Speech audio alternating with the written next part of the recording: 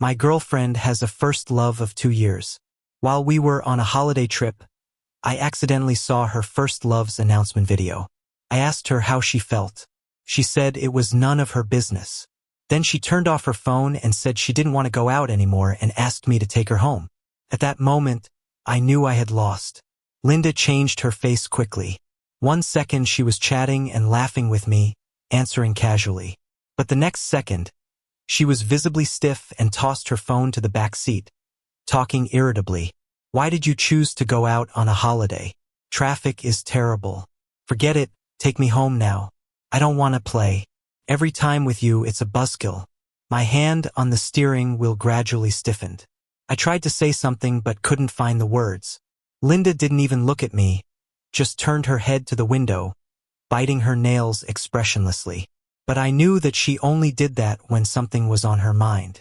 The car was stuck in traffic, unmoving, and the silence in the car was deafening.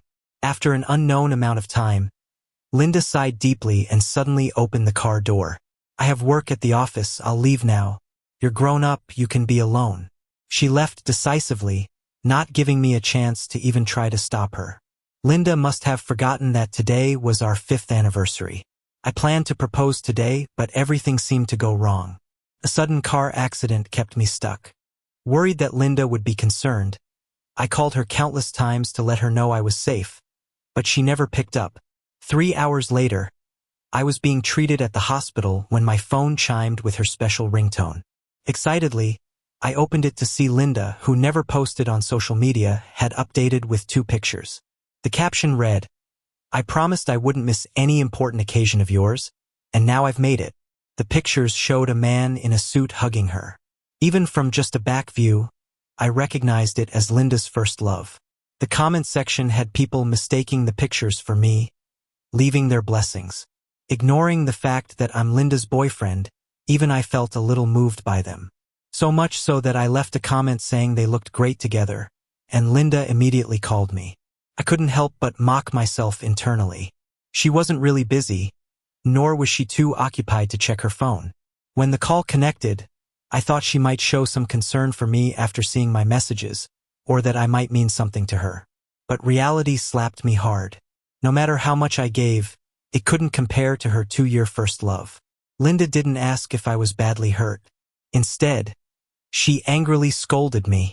Joshua, when did you become so suspicious? You know I detest people like that. Can't you stop causing trouble? It's just not going out for a day. Can't you, a grown man, stop being dramatic? If you want to wallow, don't drag me down. It's disgusting.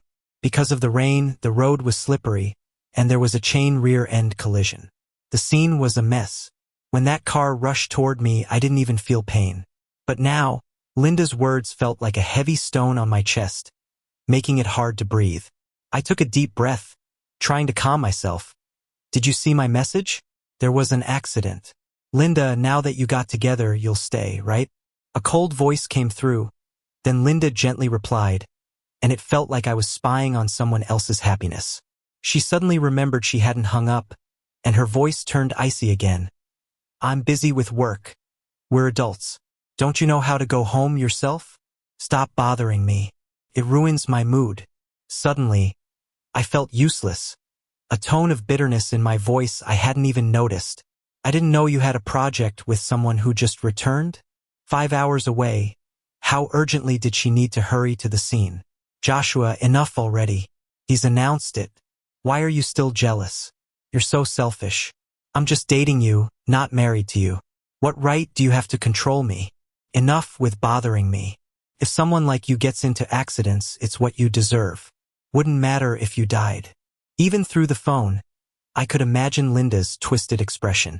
Perhaps tired of arguing, she hung up right after. When I tried calling again, I found I was already blocked.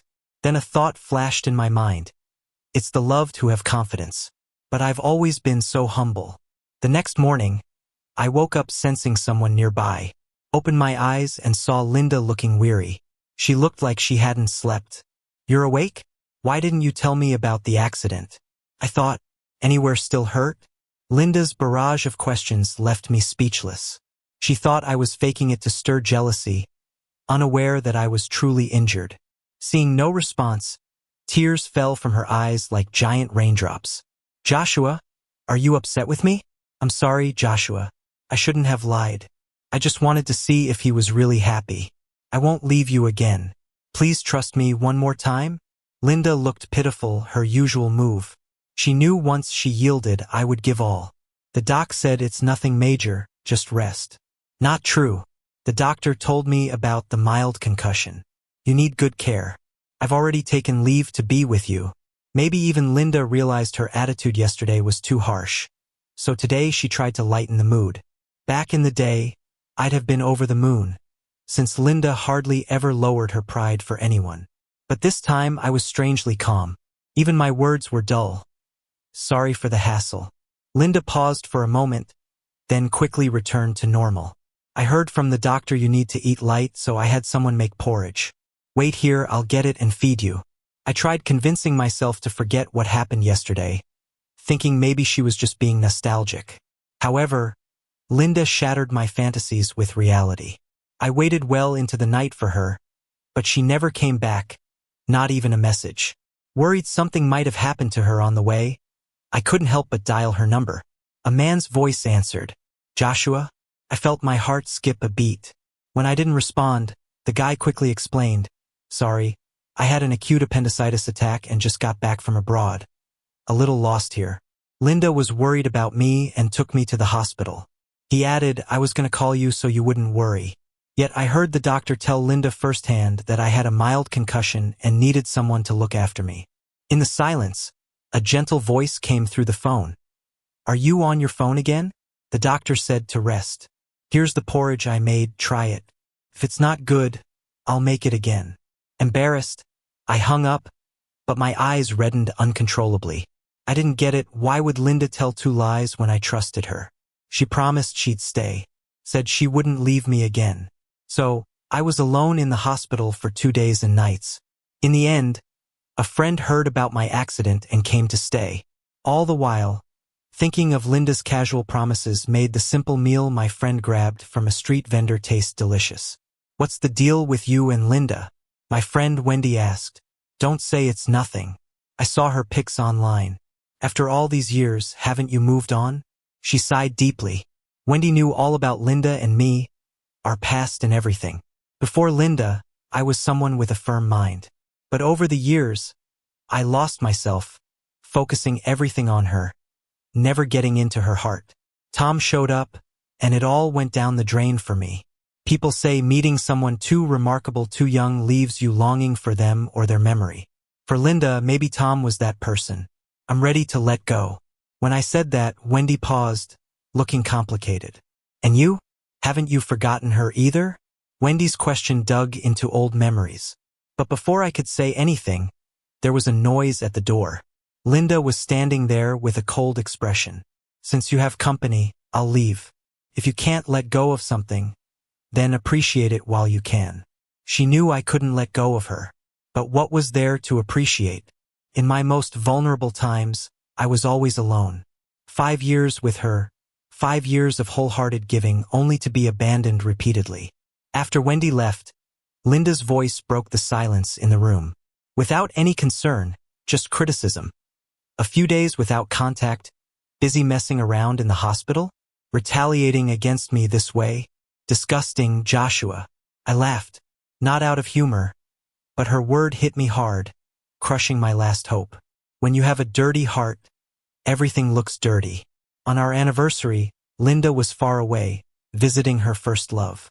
And when I needed care after an accident, she was at another hospital for someone else. Where did she get off saying these things to me? For the first time, I ignored her words.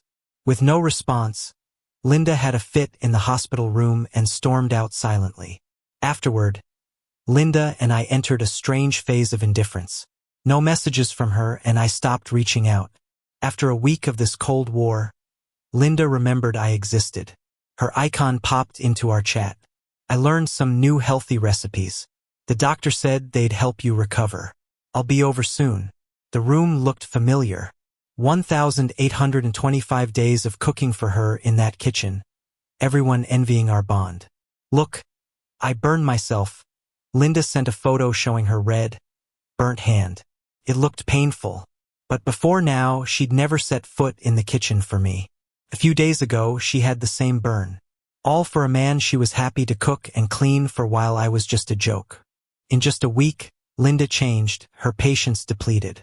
With no reply from me, she'd rather blow up my phone. The annoying ringtone rang again. I answered, annoyed. Why didn't you tell me you were discharged? Linda's voice hinted at rage, like a storm building up, with a touch of restraint. I don't know why she's upset either. After she left the hospital last time, I took care of the discharge paperwork. But lately, Linda's been busy running between her job and Tom, not having much time for me. I wanted to tell her, but my messages went unanswered, and when she did reply, it was in a frustrated tone. Are you some kind of leech? Do you need to bother me? Are you going to die being alone in the hospital? Tom only knows me here, and yet you just have to compete with him? It's thankless, so I didn't mention my discharge, afraid she'd think I was being jealous. Oh, I forgot to mention, I dislike hospitals. The gloomy atmosphere and the strong smell of disinfectant aren't my thing. I heard a sigh on the other end of the call. I've explained this so many times, Tom's alone here, and if something happened, am I just supposed to watch? Can't you have some empathy? Also, I've made it easy for you. What more do you want? Don't take kindness for weakness. Linda still thought I was sulking. But really, I just realized something. You can quench your thirst with a forced fruit, but it won't taste sweet. We only live once, so why make yourself miserable? Linda's beautiful and competent, with no shortage of admirers. Back then, I thought I was lucky to be with her. So whenever we fought, as long as she extended an olive branch, I'd apologize like some puppy. But that only led to her looking down on me. She'd mock me publicly, like I was some kind of puppy. She'd accept my kindness while flirting with other guys. She walked all over my dignity, and later, with just a gesture, she'd have me wrapped around her finger. I was terrified of losing Linda, terrified of not staying with her, and even more terrified of not hearing that heartbeat again. I wasn't angry, nor did I misunderstand them. When I realized Linda always picked me second, I thought I'd be hysterical, demanding answers. Yet I was clearer than ever. After a long silence, I heard soft sobs on the phone. Joshua, coming home? Kinda miss you. In the past, such words would have torn at my heart. But now I felt nothing inside. I thought maybe letting go is a form of relief. As if fearing my rejection, Linda sounded anxious. Where are you? I'll pick you up, let's go home. I just spaced out for a moment. Oh, okay. There was no expectation, just a calm response. I didn't know where Linda was coming from, but after sending her my location, I waited for 6 hours before I saw her familiar car. When it stopped, I walked up to the driver's seat like always, only to find Tom there. Finally we meet. Hello, I'm Tom. You probably know. My smile froze. Linda got into the passenger seat and turned to explain. Tom just got discharged and wanted to hang out for a bit, so I brought him along. Hearing this, Tom turned to me with a smile. I've troubled Linda a lot before, so today I'm playing chauffeur to make it up to her. You don't mind, right? I sat in the back, politely replying, no problem, we're all friends, I don't mind. I said those words but didn't take my eyes off the steering wheel Tom was holding. Linda treasures her car, doesn't like strangers driving it, let alone touching it.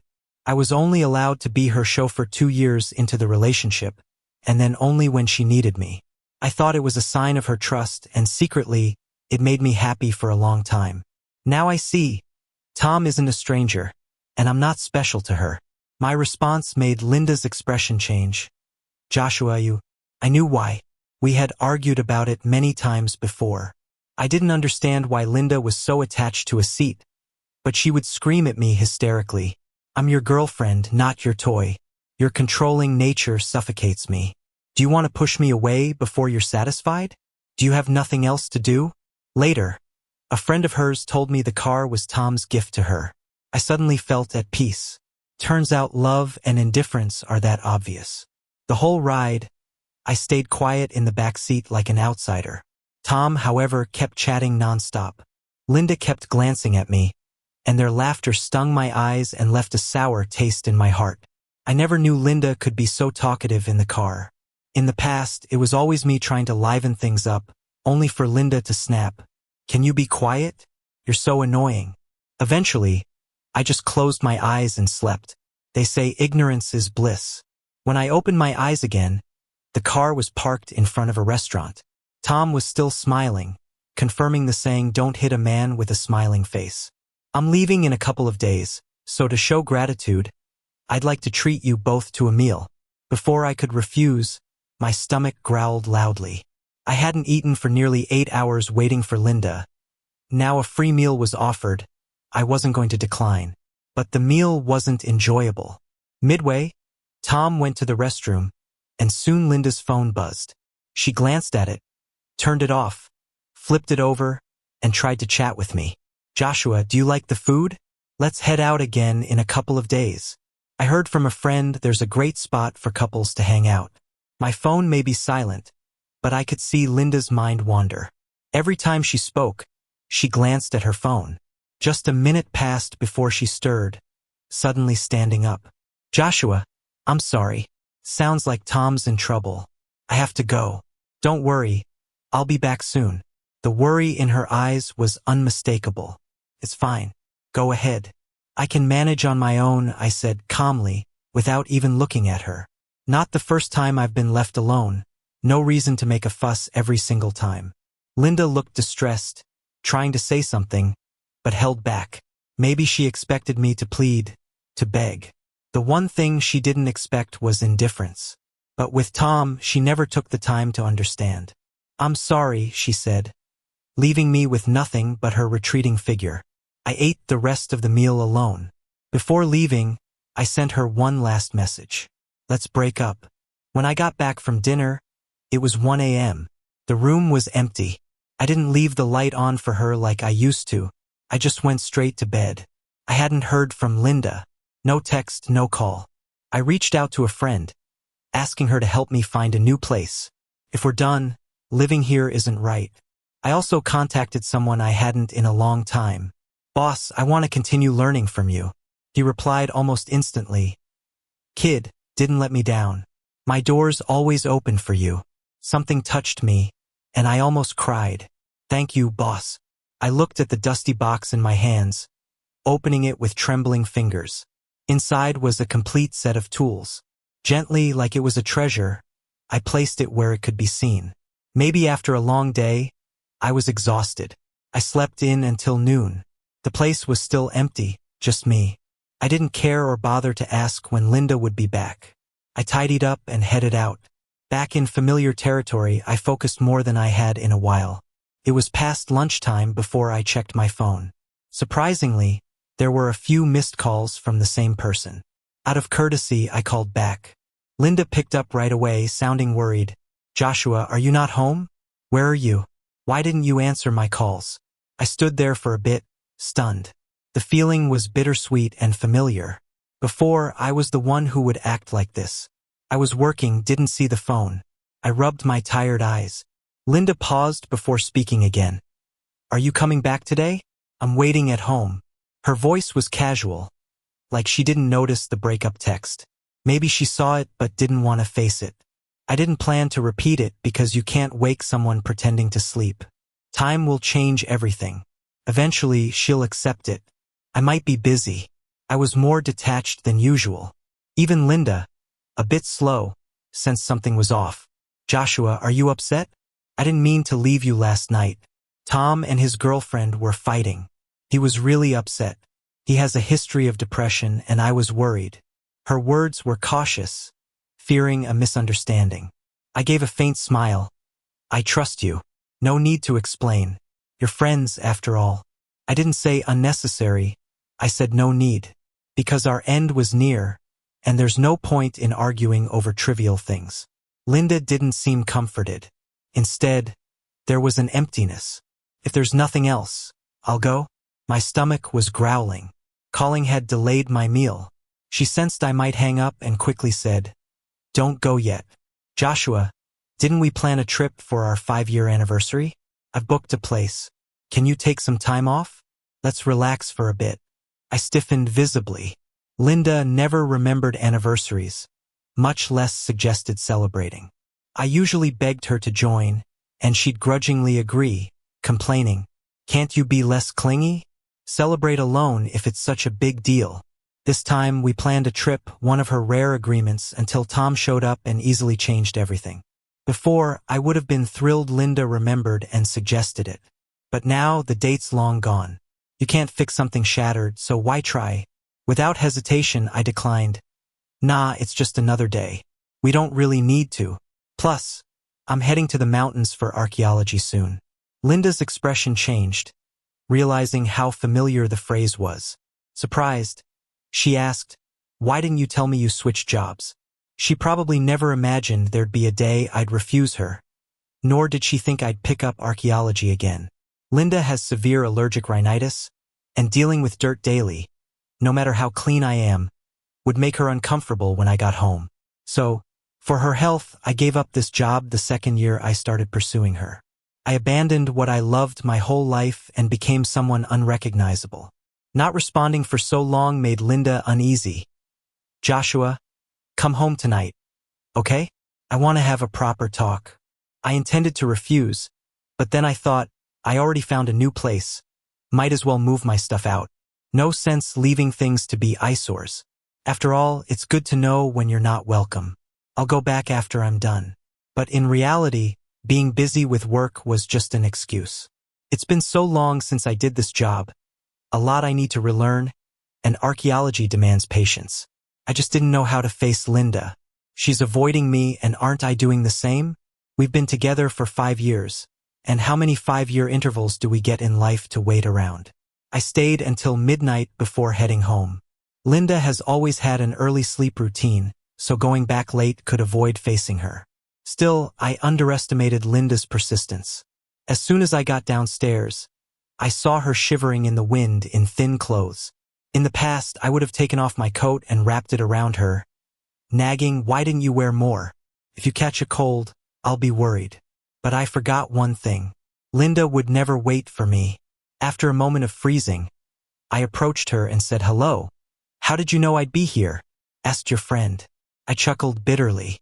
I remembered once when I fainted from an acute appendicitis attack, and a good Samaritan took me to the hospital.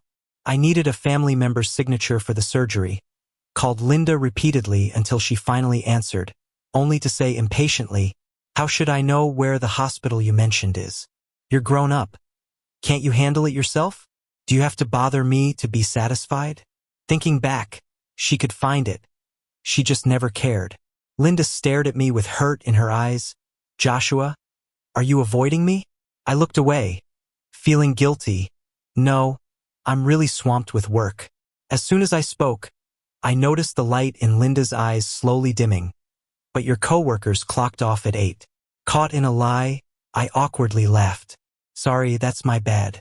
Let's go home, it's cold out." Linda stood there, looking stunned, entirely disbelieving. In these 5 years with her, I never lied, even promised never to deceive her. But now everything had changed. Linda suddenly hugged me tight. "Joshua, please don't do this. Okay?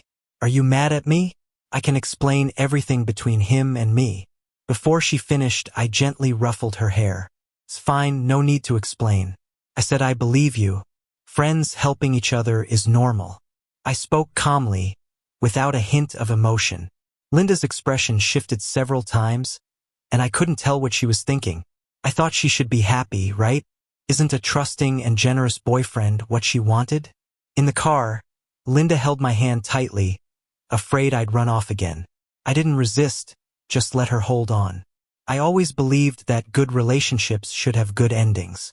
At home, I started packing, and Linda trailed behind me step for step. "Joshua, are you going on a business trip?" I paused, but mainly I plan to move out. It's not suitable for me to stay here. I thought I made myself clear, but Linda went hysterical, throwing my clothes everywhere. "Joshua, I didn't agree to a breakup, and I won't agree." I said nothing, wiped the tears off her cheek, and sighed. "So, you read my messages after all." Linda's expression froze. Over the past 5 years, countless messages to Linda went unanswered. Once, She didn't come home for days. Calls went to voicemail, messages unread. But I saw her through someone else's social media. Taking a chance, I called, and after ages, she picked up. I'm busy abroad. What do you want? I had been secretly following Tom's social profile. Their IP addresses matched then. Why didn't you reply to my messages? She sounded impatient. I'm tired.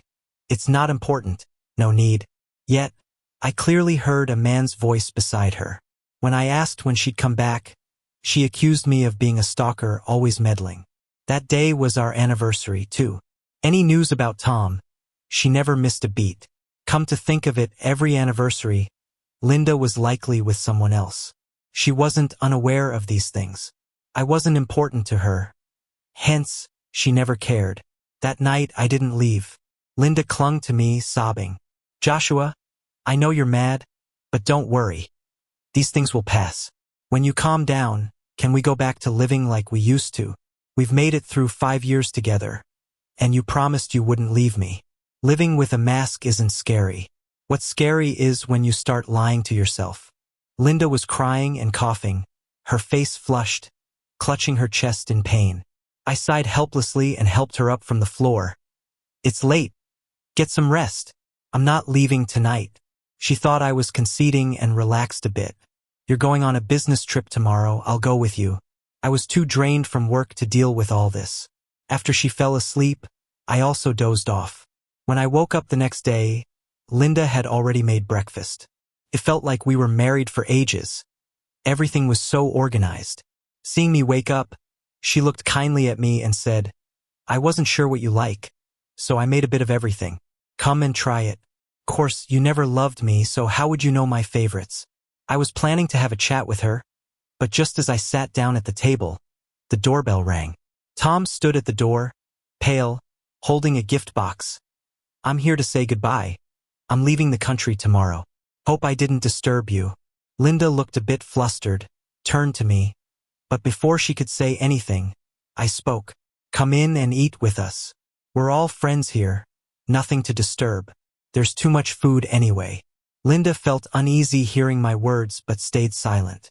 Who am I to stop him from coming in? I'm just here for decoration. Tom didn't hesitate and found a seat. Didn't think I'd have a proper breakfast before leaving. Linda, your breakfast preferences haven't changed over the years. I remember you loved meat buns. I wonder if your cooking skills have improved. Tom said, placing a bun in Linda's bowl. I just silently sipped my porridge, like the two in front of me were strangers. Enough. Can you stop with the chatter? Linda suddenly yelled, breaking the pretend peace. Tom and I looked at her, confused. She usually talks to me like that. I hadn't done anything annoying today. Next second, Linda opened the door wide, pointing at Tom. Don't you have other friends? Why are you interrupting my time with my boyfriend? Get out now, I never want to see you again. Tom looked disbelieving, and after a long pause said, Linda, you'll regret this. He snorted and left. After Tom left, Linda cautiously apologized to me. Joshua, I don't know why he came, but don't worry. I won't contact him again. I sighed deeply. I didn't want to keep living in self-deception. Linda, you know I don't love you, just that heart. She trembled, covering her ears. Enough. I don't want to hear it. See, she knows. But she refuses to admit it. 6 years ago, an archaeological team got trapped in a landslide inside a cave. When rescuers arrived, there were 2 dead and 1 injured, including the person I loved. Lily couldn't be saved by the time she reached the hospital. At the same hospital, a girl needed an urgent heart transplant. Like me, Lily was an orphan with no relatives. Out of self-interest, I signed the donation form with trembling hands. For a while after that, I was nearly insane. When I met Linda again, my heart ached. I pursued her, and here we are. In our 3rd year together, she found the donation form in my drawer. She knew I knew the donor but never asked. Joshua, I know I messed up. I've apologized. What more do you want? I know you're angry, but those words really hurt. Can we not do this? I've never begged anyone, but I'm begging you now. I stayed silent, not even comforting her. I waited for her to calm down before I continued. 6 years ago, during your heart surgery, the donor was someone I loved. Ever since then, I've been pursuing you, right? The clock struck midnight, and Cinderella's dream should come to an end. She looked at me, hurt and disbelief in her beautiful eyes. Linda, when I said we're breaking up, I meant it. Not loving you was true too. Linda couldn't accept it and eventually stormed out. But none of that matters anymore. There were barely any traces of me left in this house. I just packed a few essentials. The next day when I left, Linda still hadn't come back. I didn't wait for her, just blocked her on every contact, and headed to the cemetery. Gazing at the girl with the radiant smile on the headstone, my eyes welled up. Little liar. You promised this heart would only hold me in this life. Seems like I'm breaking my promise too. Can't stay with you forever. Guess we're even. Archaeology was Lily's passion. I asked her more than once why a girl would choose such a tough and tiring career. She just smiled. Defying norms is classy when you love it. Even cost her life later on. Forgive me. I'm a coward. Only dared to visit you now. I talked to Lily for a long time that day at the cemetery before finally heading out on my own path. Before boarding the plane, I borrowed a friend's phone to send Linda one last message. I'm gone, you're finally free. So am I. No reply for a long time after I sent it. Instead, I got a notification on my phone from Tom on Twitter. A picture with the caption, "Thanks for seeing me off, a perfect ending to youth." I turned off my phone and walked towards the plane. I brushed past Linda in the process. She didn't recognize me, but it didn't matter anymore. We were done.